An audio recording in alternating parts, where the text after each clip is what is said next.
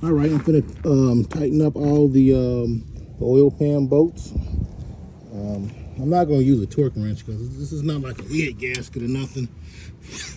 I got good silicone on there, so okay. Where is the other one? Here.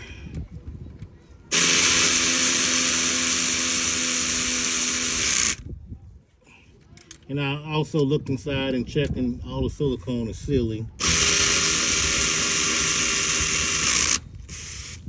Okay. So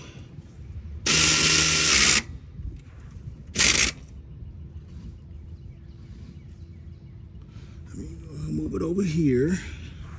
Cause I had a I made a short, and the guy seen where the timing chain had touched the silicone. It had some silicone on there, but I definitely double checked to make sure, you know, it just touched it.